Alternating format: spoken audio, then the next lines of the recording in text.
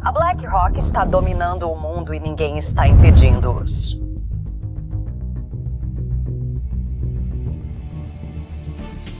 Este não é outro vídeo mainstream sobre a BlackRock. A esta altura, o público já conhece a narrativa. BlackRock é uma empresa muito perigosa. Eles têm tanto controle assim para fazer todos fazerem o que eles querem.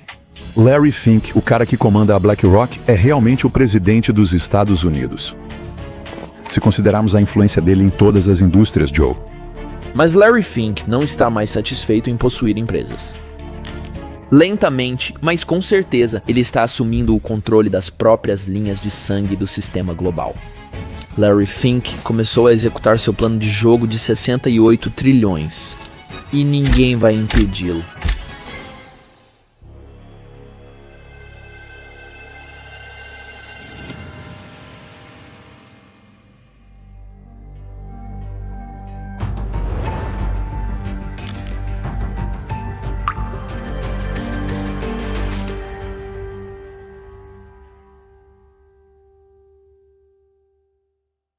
Então, o fato de a BlackRock ter uma influência extraordinária nos bastidores é sem precedentes? Isso não é bom para o interesse público?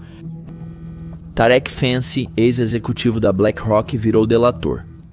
Nos sentamos com ele para trazer a você algumas visões exclusivas do mundo secreto da BlackRock. Anteriormente, fui o primeiro diretor de investimentos sustentáveis da BlackRock. E para descobrir o novo plano de jogo da BlackRock, entrevistamos o Dr. Thomas Meroy, um especialista em banco público e financiamento de infraestrutura. Os Estados Unidos, quero dizer, pense nisso, gastaram mais dinheiro do que nunca em um projeto antes e perderam 38 mil vidas na construção do Canal do Panamá. Minha administração estará recuperando o Canal do Panamá e já começamos a fazer isso. BlackRock fecha acordo para trazer portos de ambos os lados do Canal do Panamá sob controle americano. Trump quer recuperar o Canal do Panamá. Enquanto o mundo se concentra nas manchetes, a maioria das pessoas desconhece o que realmente acontece nos bastidores. Isso não é apenas sobre a estratégia America First de Trump ou sobre a BlackRock garantindo a rota comercial mais importante do hemisfério ocidental. O Canal do Panamá é apenas uma pequena peça em um jogo de tabuleiro muito maior. Adquirir o único aeroporto internacional de uma região garante o monopólio sobre ele, controlando o acesso à principal cidade. Isso é sobre um jogo global de aeroportos, oleodutos, redes de energia e rotas de dados. E agora Larry Fink está discretamente comprando todo o tabuleiro. Chegaremos a tudo isso. Mas para entender por que Larry Fink está remodelando o mundo, temos que começar no momento em que ele percebeu que queria controlá-lo.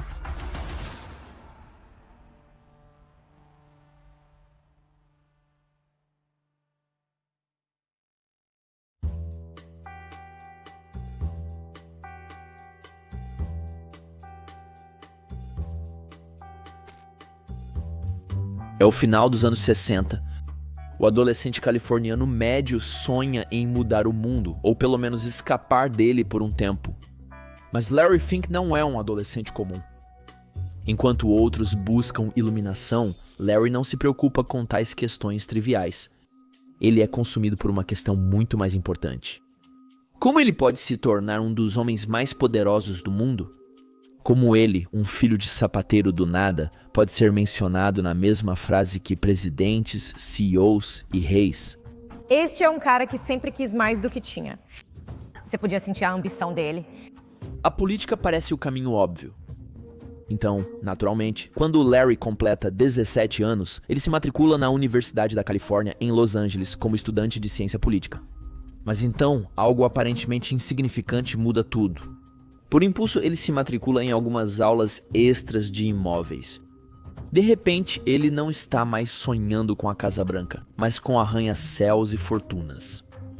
Depois de mais 2 anos e armado com um mestre em administração de empresas em imóveis, Larry Fink ainda não tem certeza de como exatamente transformar seus sonhos em realidade, mas seu objetivo ainda permanece o mesmo: poder e riquezas. Então, como a maioria dos graduados em finanças ávidos por poder, ele vai para o lugar onde a megalomania naturalmente te leva ao topo, a Wall Street. Ele mal sabe o trauma que o espera quando chegar lá.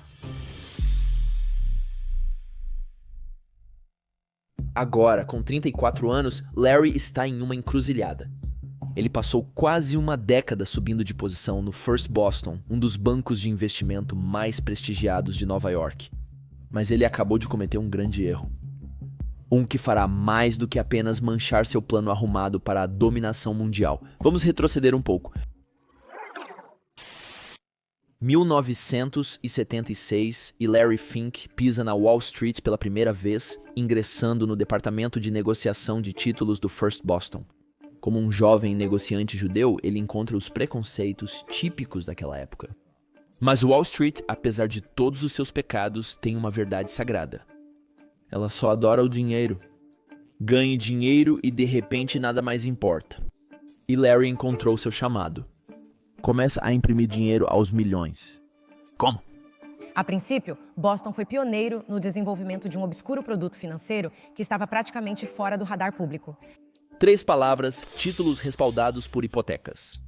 Palavras que ainda hoje causam arrepios na espinha de Wall Street. Mas o que são mesmo os títulos respaldados por hipotecas? Pense nos títulos respaldados por hipotecas como uma caçarola financeira. Misture um monte de empréstimos imobiliários, asse-os em um único produto e depois corte-o para vender aos investidores a ideia.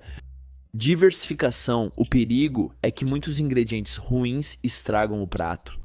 Os proprietários de imóveis pagam suas hipotecas e os investidores coletam lucros estáveis. Um belo arranjo. Se você está do lado certo, em outras palavras, é o instrumento de renda fixa perfeito para monetizar o próprio sonho americano. Junto com mullets e ombreiras. Os títulos lastreados em hipotecas estão em alta nos anos 80 e Larry não apenas surfou nessa onda, ele praticamente a criou. Ele ajudou a inventar, popularizar e, claro, lucrar generosamente com esses complexos instrumentos financeiros.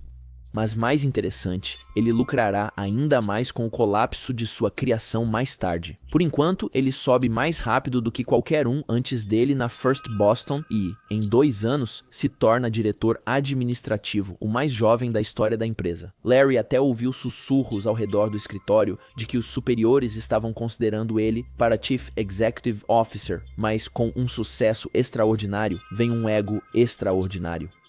Ele começa a irritar as pessoas da maneira errada. Nos seus piores momentos, ele é lembrado como um grande exibido. Wall Street adora colocar egos inflados em pedestais, mas adora ainda mais derrubá-los. Basta um passo em falso. Determinado a consolidar seu caminho para Chief Executive Officer, Larry faz uma grande aposta. O Federal Reserve está prestes a decidir sobre as taxas de juros, e Larry vai com tudo. Certo de que as taxas de juros vão subir, ele posiciona a empresa para lucrar de acordo. E caso ele esteja errado, ele compra seguro financeiro, uma proteção para proteger a desvantagem. Então a desgraça acontece, as taxas de juros não sobem. Elas despencam. Larry dá de ombros, pois já havia previsto essa possibilidade. Seu seguro cobriria as perdas cuidadosamente. Ou, ao menos, é o que ele acredita. Exceto que havia um problema. Um único erro numérico devastador. Larry calculou mal sua cobertura usando números incorretos. Eu estava tão irritado comigo mesmo. Eu estava simplesmente mortificado comigo mesmo. Um pequeno erro no papel, mas na realidade custou à empresa 100 milhões de dólares. Desaparecido num instante, um erro de 100 milhões de dólares, suficiente para destruir a carreira de qualquer um da noite para o dia, não importa o quão brilhante, apesar de ter gerado pelo menos $1 bilhão para a empresa durante seu mandato. Larry rapidamente se torna um pária em Boston, uma pessoa com quem ninguém fala nos corredores, e pouco tempo depois ele está desempregado.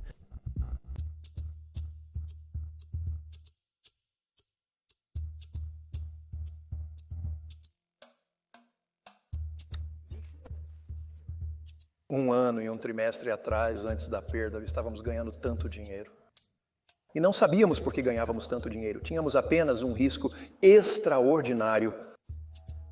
Larry sempre se adiantou assumindo mais riscos do que os outros, mas, no final das contas, foi exatamente isso que levou à sua queda. Pela primeira vez, Larry considera cuidadosamente o risco. Ele percebe que o risco é uma droga poderosa, sedutora, mas perigosa. Ele aprendeu essa lição da maneira mais difícil. A partir de agora, ele promete se tornar o mestre em gerenciar riscos. O que parece uma abordagem conservadora, logo se tornará o passe livre de Larry para a dominação mundial.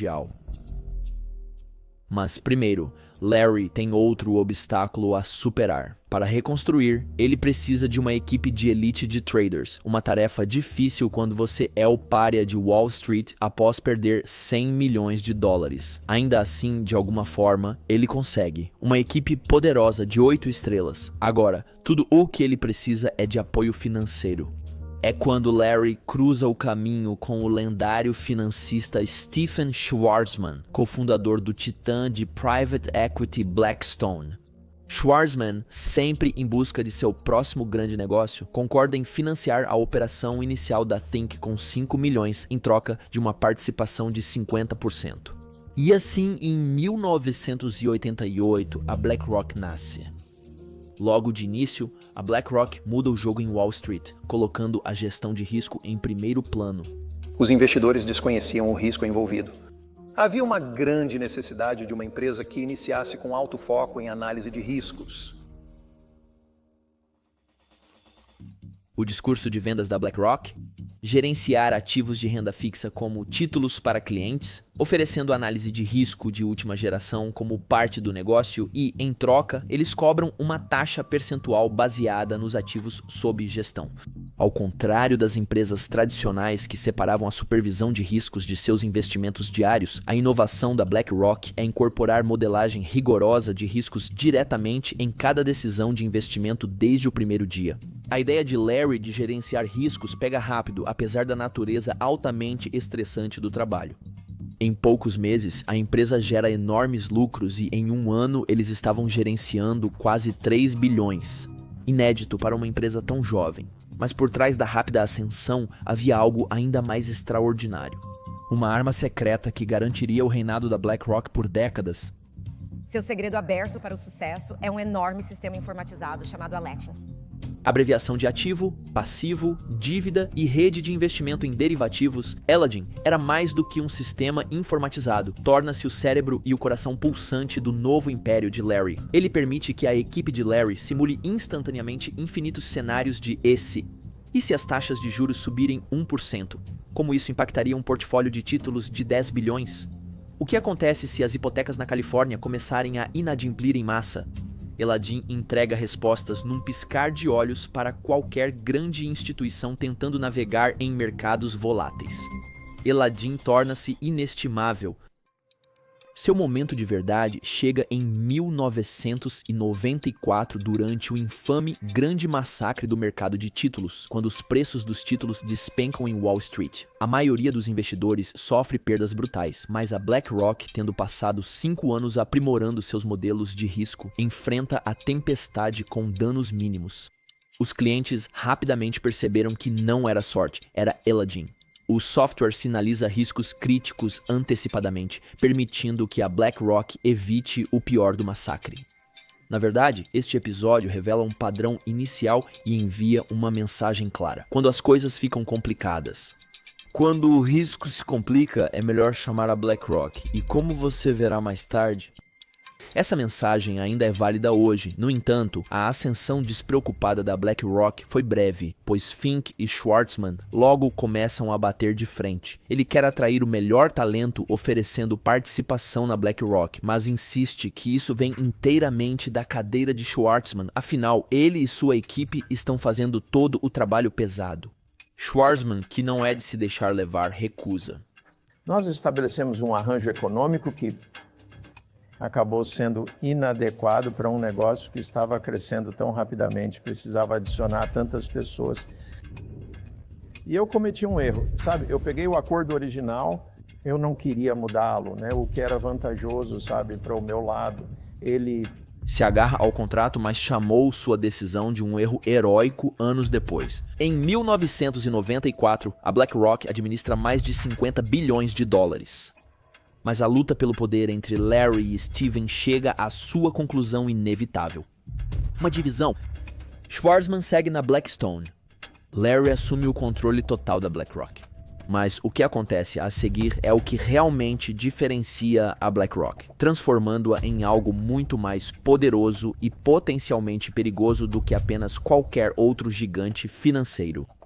Algo que ultrapassa a imaginação mais ousada de Larry Fink.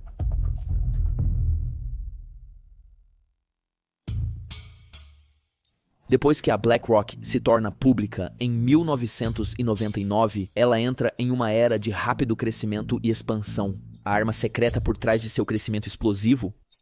Aladdin. O que começou como software interno de gerenciamento de riscos da BlackRock logo se torna o padrão ouro para a gestão de carteira em Wall Street, vendido para empresas rivais e clientes ansiosos para entender riscos financeiros complexos. Aladdin rapidamente se torna uma máquina virtual de impressão de dinheiro, cobrando taxas suculentas por um software que toda a indústria financeira precisa desesperadamente e não apenas eles. Não é mais apenas um gestor de ativos. Larry Fink está construindo um império vasto, mas para realizar sua grande visão. Larry sai às compras no início dos anos 2000. Com cada negócio, a BlackRock se expande além de suas raízes, em títulos de renda fixa. Agora são seus fundos de hedge em ações ou plataformas de fundos globais. A BlackRock se torna uma loja única para investidores institucionais. Confiável para gerenciar tudo em todos os lugares. Com cada empresa que absorvem, a BlackRock cresce tremendamente com seus ativos sob gestão, aumentando dramaticamente a cada ano que passa. Mas é um momento de caos total no mercado, que proporciona a Larry seu maior prêmio até agora e finalmente torna a BlackRock uma potência mundial. Títulos respaldados por hipotecas, lembra daqueles? Larry, o rei deste tipo de títulos nos anos 80, desde então aprendeu sua lição. Nos últimos 20 anos, ele esteve ocupado cultivando seu império de gestão de riscos, ampliando seu alcance, fortalecendo sua influência, mas os MBSS não desapareceram convenientemente. Na verdade, eles lançaram um feitiço sobre as finanças americanas e prontamente as corromperam ali. Há temores de que a venda continue em Wall Street. É definitivamente um momento muito difícil e não vai... Estamos vendo o mercado se deteriorar rapidamente, com a bolsa de valores caindo 21%. Larry, familiarizado com o golpe dos MBSS, limitou a exposição da BlackRock a esses títulos voláteis. Grandes bancos se alimentaram deles avidamente sem realmente entender os riscos. Gigantes financeiros acordaram para a realização de que os bilhões que eles haviam investido nesses ativos estavam evaporando diante de seus olhos. Ao verem a Bear Stearns perder 90% de seu valor e o titã Lehman Brothers se tornar o Titanic, todos começaram a entrar em pânico. Isso significava desastre para muitos, mas oportunidade para alguns. Empresas administradas de maneira conservadora, como a JP Morgan por Jamie Dimon, conseguiram arrematar concorrentes doentes por uma pichincha e se tornaram o banco mais poderoso do mundo. Larry não pretendia perder a festa.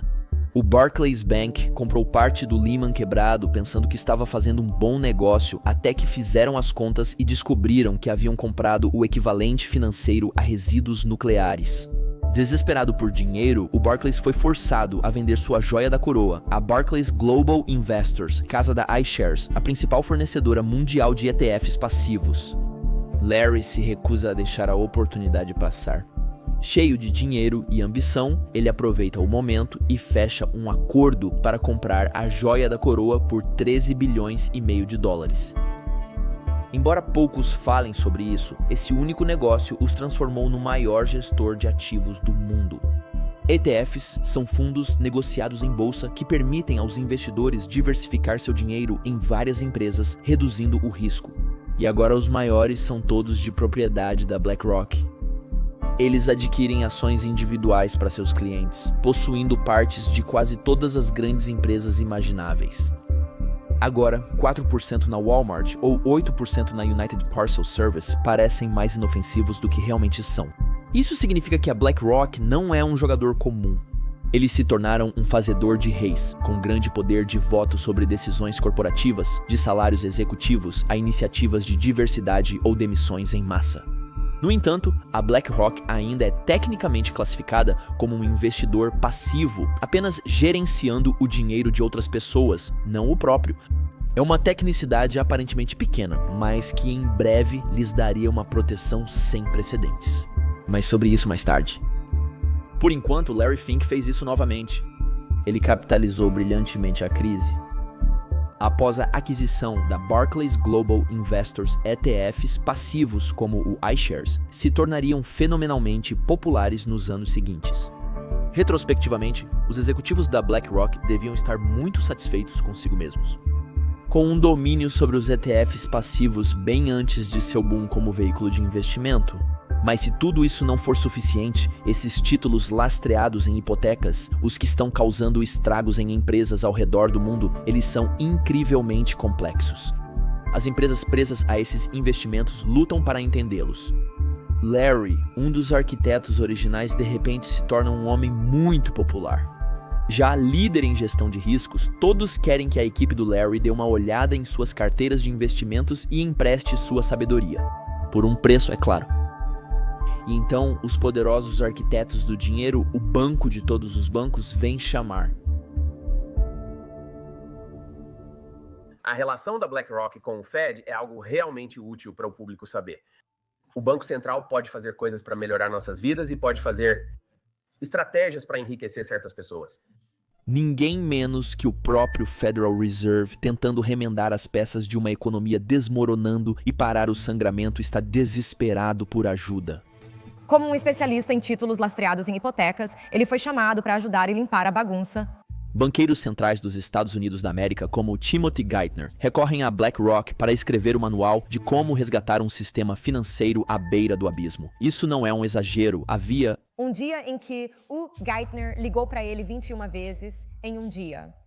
A equipe de Larry elabora o plano de jogo para reestruturar portfólios, avaliar ativos tóxicos e resgatar bancos em colapso.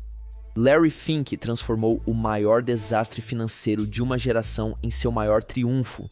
Enquanto as finanças americanas levam anos para se recuperar, ele surge com amigos em altos cargos, mais dinheiro do que nunca e o que sempre quis, a influência de um presidente, uma empresa como uma potência mundial, sem uma única campanha nem um único voto. Poder verdadeiro. E enquanto ninguém estava prestando atenção, ele criou um campo de jogo onde não importa o que aconteça, a BlackRock sempre vence.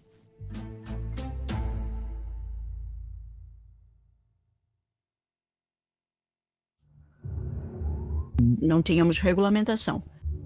Nenhum funcionário público federal ou estadual tinha ideia do que estava acontecendo naquele mercado. Eu estava realmente chateado com o que aconteceu em Wall Street, que causou a crise financeira. Ele não só destruiu o sistema financeiro dos Estados Unidos da América, como quase destruiu o do mundo. Depois da crise financeira, o governo americano é obrigado a agir. Os maiores jogadores de Wall Street causaram muito dano aos americanos comuns. Era hora de reprimir eles. Hora de enviar calafrios pela espinha dos poderosos executivos de Wall Street. Regras foram aprovadas e regulamentos apertados, pelo menos para alguns e... Eu acho que, fundamentalmente, a questão é, nós sentimos que os reguladores têm a capacidade de proteger o público. A reforma de Wall Street, de Dodd-Frank, estava no centro de tudo, a pedra angular da regulamentação financeira. Ela cria um rótulo grande demais para falir. Esta designação visa a instituição financeira sistemicamente importante S, cujo colapso poderia derrubar toda a economia imediatamente. Os maiores bancos sentem o calor, dezenas são rapidamente marcados como sistemicamente importantes, acionando uma supervisão mais rigorosa, reservas de capital caras e cumprimento regulatório oneroso. Tudo o que os acionistas em busca de lucro odeiam ouvir. Mas e a BlackRock? Certamente o maior gestor de ativos do mundo se encaixa nesta descrição. Não exatamente. Aqui está a parte pouco falada. Segundo Bernie Sanders, não é o Congresso que regula Wall Street, mas sim Wall Street que regula o Congresso. Enquanto as regras se tornavam mais rigorosas para todos, os executivos da BlackRock abriam caminho nos bastidores de Washington. Quando os reguladores finalmente voltaram sua atenção para os gestores de ativos, isso acionou os alarmes na 50 Hudson Yards, sede global da BlackRock. A regulamentação tem que ser interrompida. Não importa o que aconteça, mas Larry Fink e sua equipe estão prontos. Eles já prepararam cuidadosamente um plano de jogo para criar uma brecha para a BlackRock passar direto pelas novas regras. A BlackRock lança uma blitz de lobby sem precedentes, combinada com uma campanha de relações públicas estratégica, com o objetivo de convencer o público e os reguladores de que um colapso da BlackRock não representaria nenhum risco sistêmico. Larry Fink se reúne pessoalmente com o presidente Obama, assegurando que sua mensagem seja ouvida no mais alto nível. Os esforços da BlackRock são amplamente recompensados, tendo evitado até hoje o rótulo de grande demais para falir. Precisa haver um maior escrutínio sobre o tamanho e a influência de grandes instituições.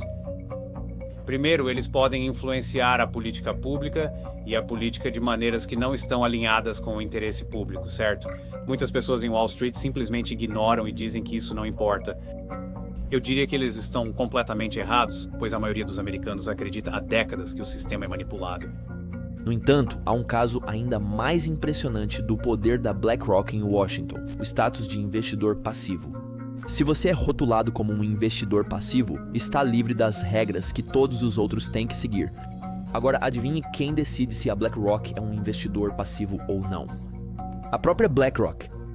E é esse status passivo que permite controlar participações substanciais em empresas de quase todas as indústrias sem fazer esforço. O fato de a BlackRock ter uma influência extraordinária nos bastidores, algo sem precedentes, e ser capaz de usar gastos políticos e outras ferramentas de influência para solidificar essa influência, não é bom para o interesse público. Mas o poder da BlackRock não é apenas sobre driblar a regulamentação, é sobre escrever as regras do jogo. Então temos uma infraestrutura relativamente nova. Aqui, um banco de infraestrutura público chamado Banco de Infraestrutura do Canadá, o Banco de Infraestrutura do Canadá. A construção dessa instituição foi aconselhada tanto por grandes empresas de consultoria do setor privado como a McKinsey, mas também importante pela BlackRock. E o resultado é que a lei pública que rege o Banco de Infraestrutura do Canadá, o ato do Banco de Infraestrutura do Condado, tem como mandato usar dinheiro público para gerar investimento privado de maneiras que gerem um retorno. Em outras palavras, a BlackRock não apenas navega pelos sistemas, ela os molda desde o início de maneiras que favorecem sua missão. Críticos veem em Larry Fink e BlackRock o exemplo do que está quebrado no sistema, e você pode se perguntar como isso é possível. A resposta é um manual usado pelas elites corporativas por séculos. Eles chamam isso de porta giratória entre a América corporativa e o governo. Nos últimos anos tem sido comum ver uma porta giratória onde as pessoas entram e saem do governo, algo que acontece em todas as empresas que observei. É comum que bancos, empresas de investimento e corporações contratem funcionários do governo e os governos contratem os principais executivos da América corporativa, cada um emprestando influência do outro. Um dos problemas que temos é que algumas das pessoas mais inteligentes entram para a política e não ganham muito dinheiro, porque não é em Singapura onde os funcionários do governo são pagos, sabe, de forma competitiva para o setor privado. É nos Estados Unidos da América, e então, quando eles deixam o cargo, vão querer conseguir um emprego que, sabe, que pague bem, certo? Porque todos os seus amigos com quem foram para a escola de negócios, faculdade de direito ou graduação, estão ganhando muito dinheiro em setores que não têm valor para a sociedade, sabe? Alguns deles, sabe, explicitamente permitindo lavagem de dinheiro ou o que seja. Então eles meio que querem ser bem pagos. Mas a BlackRock transforma essa porta giratória em uma forma de arte. Segundo membros do Congresso, até 2020 mais de 100 indivíduos se movimentaram entre a BlackRock e as principais instituições governamentais dos Estados Unidos da América, como o Tesouro, o Federal Reserve, a Comissão de Valores Mobiliários dos Estados Unidos e mais. Mas vai muito além disso. Existe o potencial para abuso também?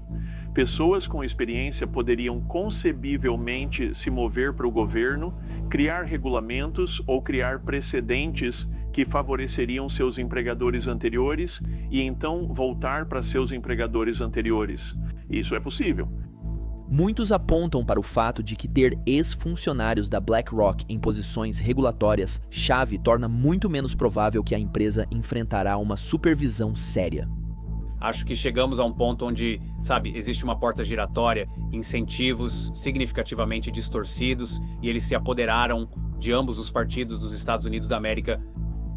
E acho que a infeliz realidade é que é muito difícil ver uma saída e alguma maneira de restaurar a confiança do povo americano, cujo lado eu tomaria nisso contra o sistema político e os dois partidos que parecem claramente não trabalhar para... E isso não ocorre apenas nos Estados Unidos da América. A influência política da BlackRock é global. Desde 2004, a empresa contratou pelo menos 84 ex-funcionários do governo, reguladores e banqueiros centrais de todo o mundo, ao mesmo tempo em que ex-executivos da BlackRock são colocados em cargos públicos, moldando silenciosamente as políticas de ambos os lados da cerca. O exemplo mais marcante é o ex-executivo da BlackRock, Friedrich Merz, que agora é chanceler da Alemanha, a maior economia da Europa. Mas a BlackRock não está apenas influenciando governos ou instituições globais, está ditando termos. E eu estive em salas com o Banco Mundial e com investidores institucionais de bilhões e trilhões de dólares, onde eles disseram a altos funcionários do Banco Mundial que o que queremos que você, o Banco Mundial e outros bancos públicos façam é envolver nossos investimentos e garantias. Queremos que você garanta tanto o nosso capital quanto nossos retornos. A BlackRock fica com os lucros e o público, o contribuinte, assume o risco e eles têm a força política para conseguir o que querem. Mas se você acha que o poder deles vem apenas de laços aconchegantes com o governo, está perdendo o quadro maior, porque o verdadeiro poder da BlackRock não é quem eles conhecem. A verdadeira razão pela qual a BlackRock é tão assustadoramente poderosa é algo completamente diferente.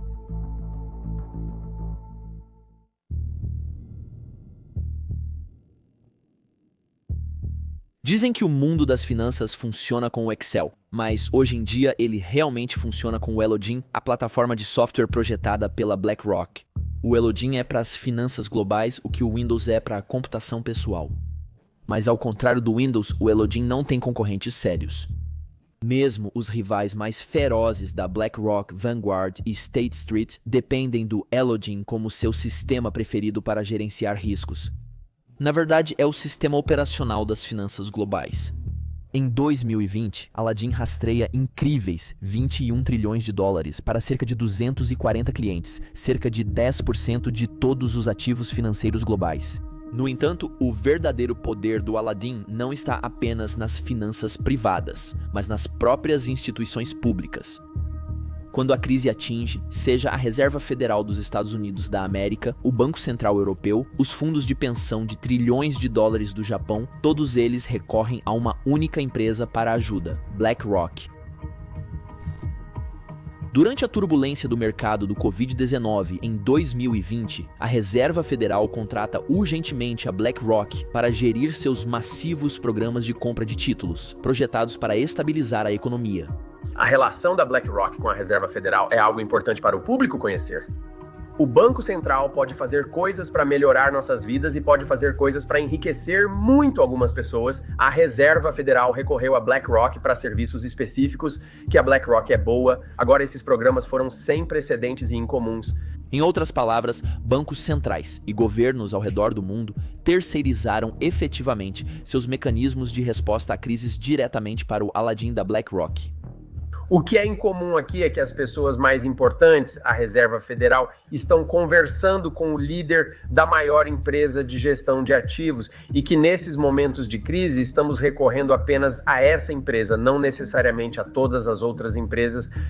Essa dependência levanta questões profundamente desconfortáveis.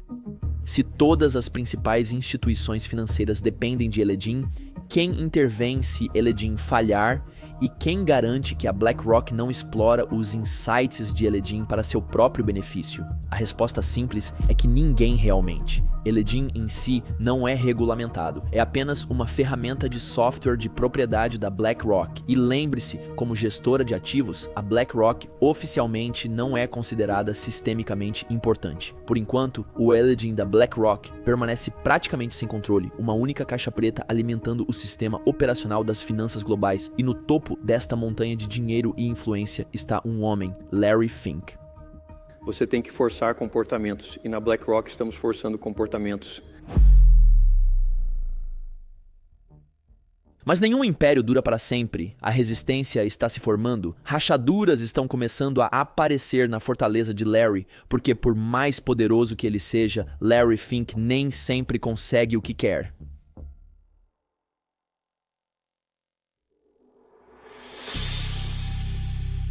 Larry Fink está sob fogo. Por anos, a BlackRock passou despercebida.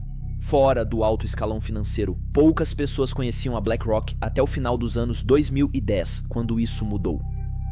Pela primeira vez o mundo reage. A alegação? A BlackRock está destruindo o planeta, injetando bilhões em gigantes do petróleo, levando ao declínio da floresta amazônica. Manifestantes invadem repetidamente os escritórios da BlackRock, até aparecem na própria porta de Fink. O Guardian nomeia Fink como um dos principais vilões do clima por esse exato motivo. Mas Fink já previa isso, e ele veio preparado. Ele não queria ser o vilão por muito tempo. Em vez disso, ele se torna a consciência autoeleita de Wall Street. Ele reposiciona a BlackRock como defensora do ambiental, social e governança. Portanto, representa ambiental, social e governança. E a ideia é que existem questões específicas, seja relacionadas às mudanças climáticas ou à diversidade na sala de reuniões, que são questões importantes para os investidores. Larry Fink declara sustentabilidade, diversidade e ação climática como os princípios centrais de investimento da BlackRock. Isso é bobagem da Wall Street americana. Mas a princípio funciona. Finalmente, um titã de Wall Street que se preocupa com as pessoas e o planeta. O Chief Executive Officer Larry Fink fez muito alarde sobre isso. Todo o setor cresceu de alguma forma no último século. E a ideia era que você investisse em um portfólio, mas não participasse daqueles que você acha que não são eticamente corretos, porque você não quer ganhar dinheiro com isso efetivamente. A BlackRock é brevemente celebrada como pioneira e aclamada como um modelo de capitalismo moral. Mas com seu reposicionamento, vem sua jogada mais ousada até agora, uma ameaça direta aos CEOs da América. As empresas devem se tornar verdes ou correm o risco de perder totalmente o apoio da BlackRock. Você tem que forçar comportamentos, e na BlackRock estamos forçando comportamentos. De repente, a BlackRock não está apenas gerenciando portfólios, eles estão moldando a bússola moral da própria corporação americana, mas nem todos compram essa ideia. Grupos ambientais apontam para a hipocrisia. A BlackRock ainda tinha ativos massivos de combustíveis fósseis. Por outro lado, o reposicionamento de Larry Fink sofre um enorme escrutínio de figuras poderosas em Wall Street e em círculos conservadores. E então o que aconteceu foi que eles estavam dizendo que ambiental, social e governança é bom para os lucros. O que é o equivalente no esporte a dizer que se eu jogar muito limpo e for esportista, vou ganhar mais jogos e marcar mais gols. Isso não era verdade, como eu vi de dentro. O lendário investidor Sam Zell zomba abertamente de Larry Fink como extraordinariamente hipócrita. Você pode conhecer o magnata imobiliário de nosso documentário anterior sobre ele. Zell comenta sarcasticamente: "Eu não sabia que Larry Fink tinha sido feito Deus."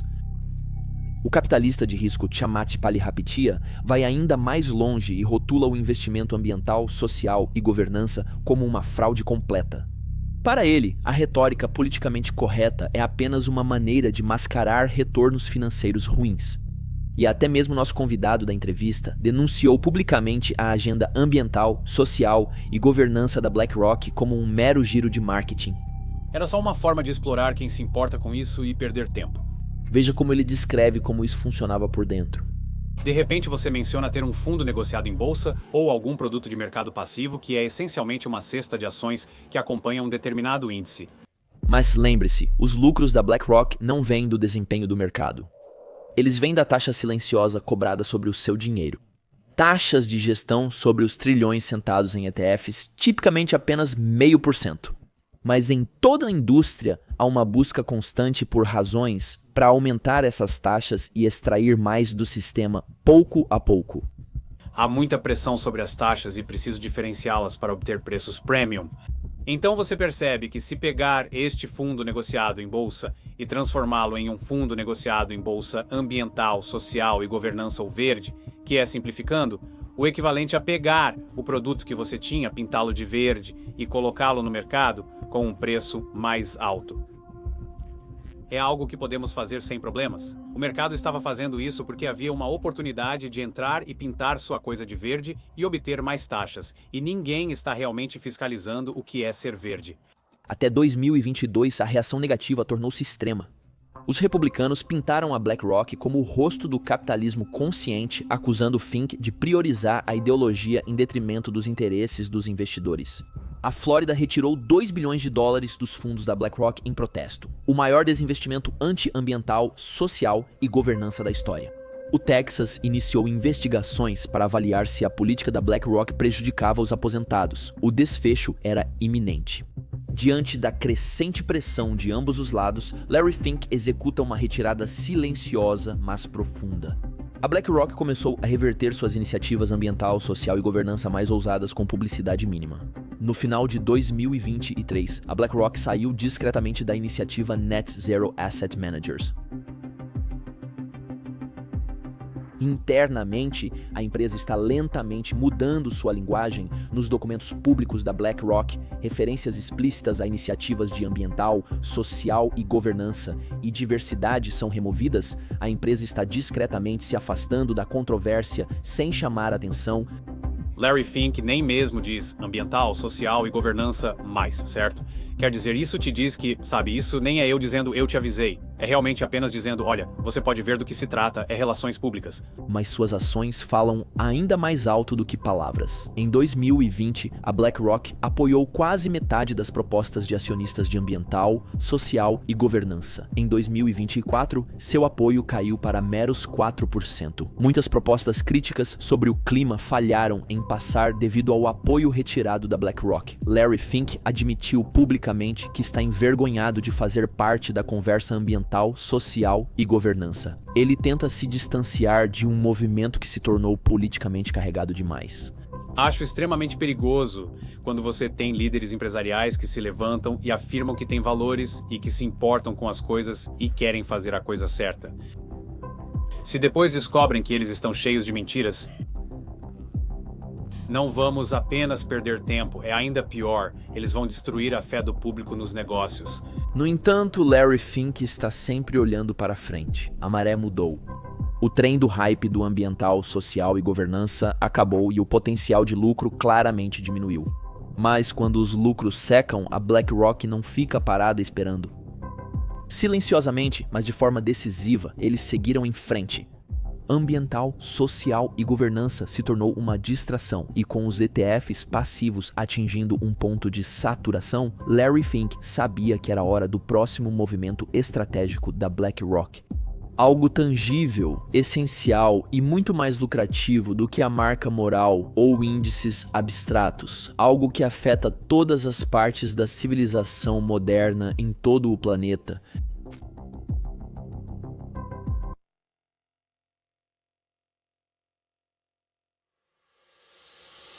Os vídeos mostram forças russas executando soldados ucranianos que se renderam, conforme evidenciado pelos corpos. Isso ocorre em um momento em que um cessar-fogo parece ainda mais distante após a ligação de 2 horas entre Trump e Vladimir Putin.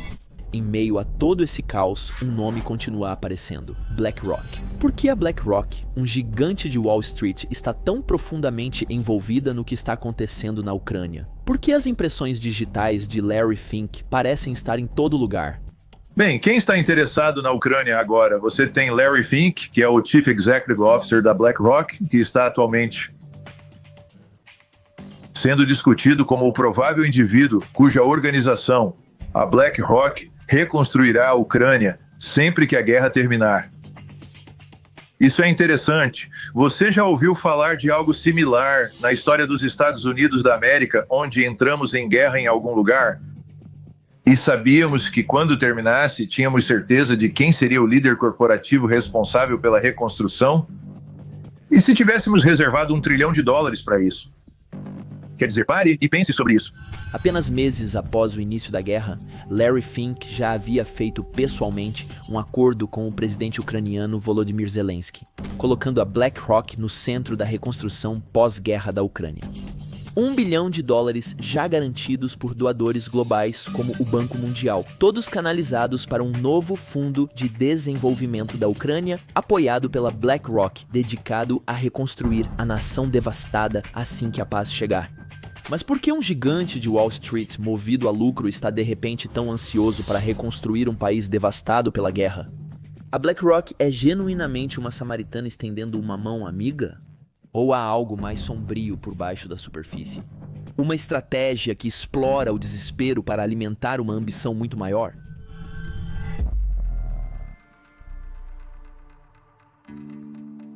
Na realidade, isso não é sobre a Ucrânia. Isso faz parte do grande plano mestre da BlackRock, um jogo de 68 trilhões para dominar o futuro da infraestrutura. Quando os gestores de ativos apenas investiam em ativos financeiros, o que eles faziam estava, na verdade, bastante distante de nossas vidas cotidianas, as vidas cotidianas da maioria dos indivíduos.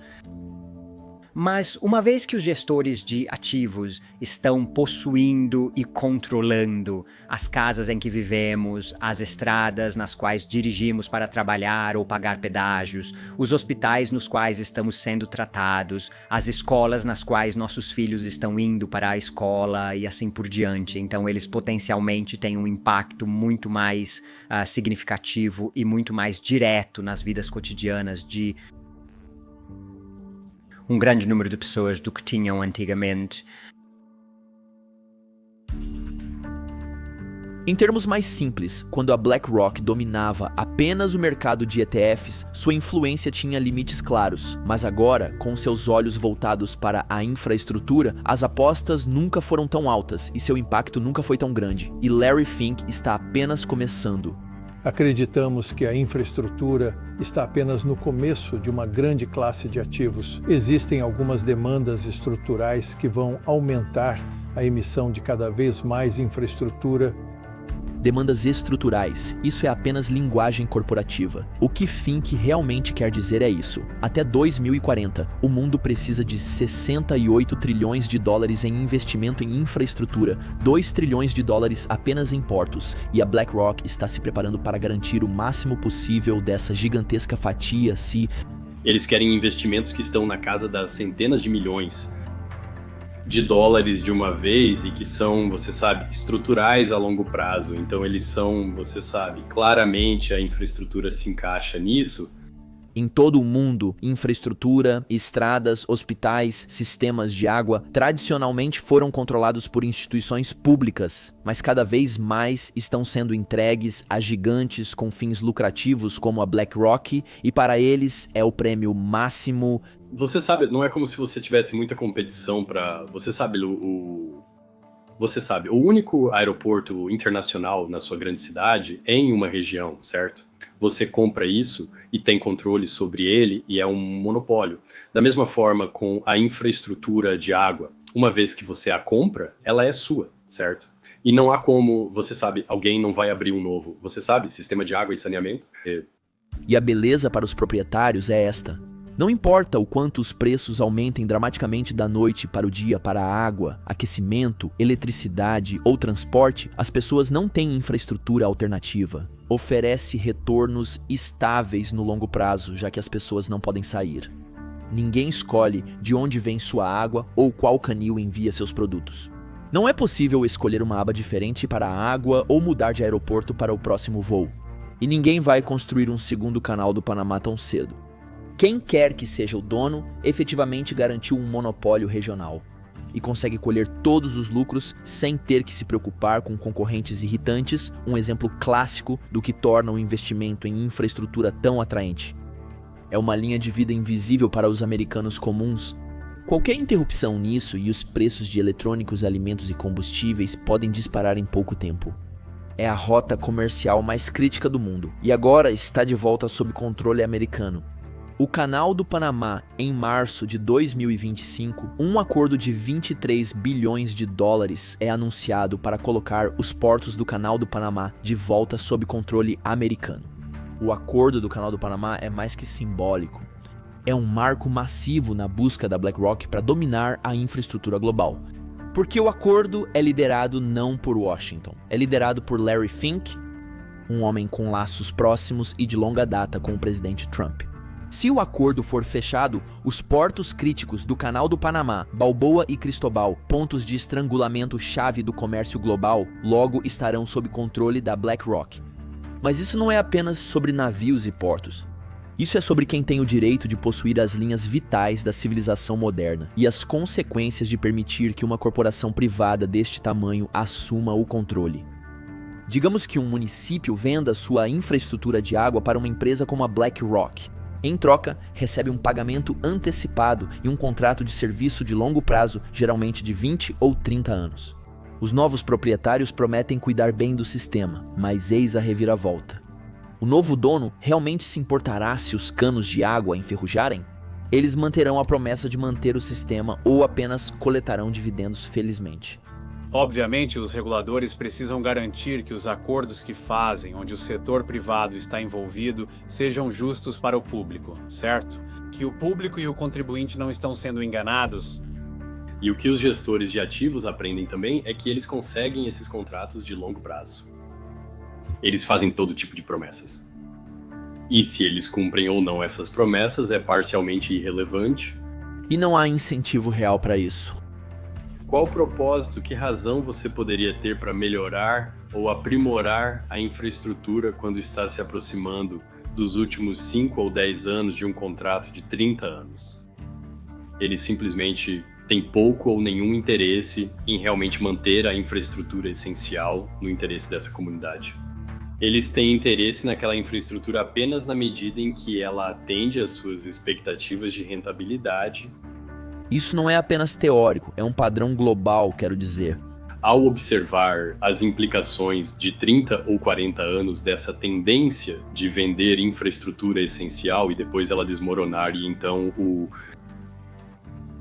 setor público ter que renacionalizá-lo ou fornecer um resgate ou empréstimos preferenciais, e ou permitir que o provedor privado aumente drasticamente as taxas de uso. Todas essas estão entrando em jogo ao redor do mundo. O Reino Unido fornece um exemplo bem conhecido onde o público pagou o preço. A privatização lá foi um desastre. Não só a água é mais cara do que nos países vizinhos, como também é mais poluída, porque os investimentos em manutenção não aconteceram, os lucros sempre vieram em primeiro lugar. Mas agora que vimos como a infraestrutura funciona, vamos ver como a BlackRock está executando seu plano de jogo de 68 trilhões de dólares. Da agricultura à inteligência artificial, a BlackRock possui tudo. Continua, embora seja a afirmação mais popular sobre a BlackRock, ainda não é totalmente verdade. Mas em janeiro de 2024, eles deram um passo mais perto de tornar isso uma realidade. O gigante do investimento dos Estados Unidos da América, BlackRock, concordou em comprar a Global Infrastructure Partners, ou Global Infrastructure Partners, por cerca de 12 bilhões e meio de dólares. Agora, o negócio é a maior aquisição da empresa desde a compra da Barclays Global Investors em 2009, colocando o gestor de ativos no caminho para se tornar o maior fornecedor de fundos negociados em bolsa. Apesar do impacto do negócio, somente Larry Fink e poucos selecionados sabiam que fazia parte de um plano muito maior. O negócio catapultou instantaneamente a BlackRock para ser um dos maiores proprietários de infraestrutura do planeta, controlando diretamente cerca de 150 bilhões de dólares em ativos globais críticos. Para a BlackRock, qual é o imperativo por trás deste grande negócio? Por que você precisa dele? Já conhecemos a resposta corporativa, há demandas estruturais para a infraestrutura. Mas este é o momento em que você precisa parar e pensar por um tempo. Quanto mais você pensa sobre isso, mais sombrio fica. Guerras em andamento e conflitos globais estão deixando a infraestrutura ao redor do mundo em ruínas, criando uma oportunidade de reconstrução enorme e extremamente lucrativa, como coloca um ex-funcionário do Banco Mundial que preferiu não ser identificado. Será grande o bastante para os projetos de reestruturação que surgirão dos conflitos na Ucrânia e em Gaza. Regiões dilaceradas pela violência precisarão urgentemente de aeroportos, estradas, pontes e redes elétricas reconstruídas uma vez que as armas se silenciem e a paz retorne. A base de infraestrutura da BlackRock também é precisamente direcionada para essas inevitáveis oportunidades de investimento pós-guerra. Logo após os bombardeios na Ucrânia, Larry Fink agiu rapidamente. Agora a BlackRock é a guardiã de toda a recuperação pós-guerra. Um dos maiores esforços de reconstrução desde a Segunda Guerra Mundial, e eles estão com as chaves, mas a Ucrânia é apenas o começo. Pode ser visto como um caso de teste, estabelecendo as bases para preparar a empresa para futuras oportunidades de reconstrução em grande escala em todo o mundo. Com novos conflitos globais iminentes, as necessidades de reconstrução e as oportunidades de lucro estão em alta. Cada área devastada pela guerra cria outro conjunto de aeroportos, pontes, ferrovias e redes digitais para reconstruir. Cada uma é outro catalisador para a corrida do ouro da infraestrutura de 68 trilhões de dólares. A empresa está mirando Larry Fink e quer tornar o investimento em infraestrutura a próxima grande coisa, assim como ele fez com os ETFs. Mas se isso não fosse o suficiente, tudo está ficando ainda mais doce para ele. Dinheiro público está ajudando a BlackRock. Isso é o que os profissionais de finanças chamam de estratégia de capital catalítico. É o sonho de qualquer investidor. Se continuarmos a dar-lhes dinheiro público para garantir que eles não tenham risco e gerem altos retornos, é claro, eles vão adorar. Por que eles não iriam, quer dizer, né? É o cenário perfeito onde eles vão e dizem ao governo que querem, sabe, investir em qualquer que seja o desastre, o problema, a reconstrução. Você apenas garante nossos retornos? Maravilhoso. É o cenário ideal. O objetivo da BlackRock é claro: incentivar o capital privado a fluir para regiões devastadas pela guerra, apesar da instabilidade e do risco contínuos. Parece uma situação em que todos ganham. Enquanto um país destruído como a Ucrânia pode esperar um influxo saudável de dinheiro após o fim da guerra, a BlackRock permitiu que os investidores lucrassem com a reconstrução pós-guerra com risco limitado. Alguns elogiam a BlackRock por atrair investimentos essenciais para países devastados pela guerra que estão desesperadamente necessitados de capital. Mas outros apontam para realidades desconfortáveis. Você acha que existe um motivo para outros quererem guerra, porque agora eles podem arrecadar dinheiro, entrar e construir infraestrutura e ganhar mais dinheiro? Você acha que o lucro é um motivo para ter essa guerra e continuar a guerra? A BlackRock lucra indiretamente, mas significativamente, dos conflitos globais em andamento através de grandes participações em empresas de defesa já existentes. Através de seus fundos de índice e ETFs, a BlackRock possui participações massivas em alguns dos maiores fabricantes de armas do mundo, falando bilhões em Lockheed Martin, Northrop Grumman ou Raytheon, apenas para citar alguns. Essas empresas lucram diretamente com o aumento das tensões globais, pois as guerras impulsionam a demanda por jatos de combate, mísseis e bombas. Críticos acusaram a BlackRock de forma contundente de lucrar com a morte, lucrando duas vezes. Primeiro através das armas que alimentam as guerras e depois novamente através de lucrativos investimentos em reconstrução. A BlackRock, claro, rejeita a acusação. Eles insistem que não escolhem os vencedores, apenas seguem o mercado. Se as empresas de defesa aparecem nos índices do mercado, estão apenas seguindo a tendência. Com apenas 5 a 7% de participação, eles declaram não ter influência real sobre a operação dessas empresas. No entanto, como a postura agressiva anterior da BlackRock sobre ambiental, social e governança prova, se a BlackRock quiser exercer influência, certamente pode exercer influência. E o novo papel da BlackRock na infraestrutura permitirá que eles potencialmente exerçam mais influência do que nunca antes. A questão permanece de como a BlackRock usará esse poder. Você não pode entregar uma infraestrutura que maximize os lucros e esperar que isso também responda à equidade social, preocupações e acesso universal. Eles querem essa situação de ganha-ganha, onde governo, sociedade e corporações, todos vão ganhar, certo?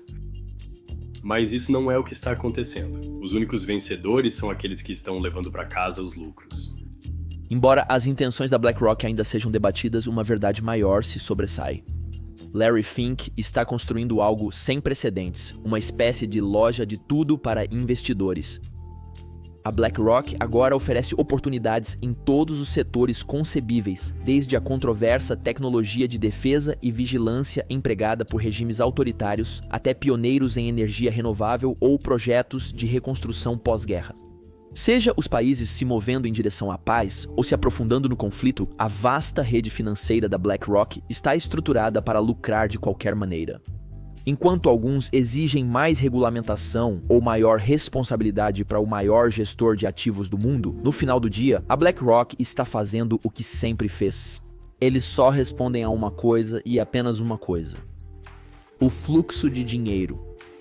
Eu não acho que eles organizaram a guerra, mas definitivamente usaram seus resultados, isso é certo. Se você gostou deste vídeo, provavelmente gostará deste vídeo sobre o primeiro homem na história dos Estados Unidos da América que foi mais poderoso que o presidente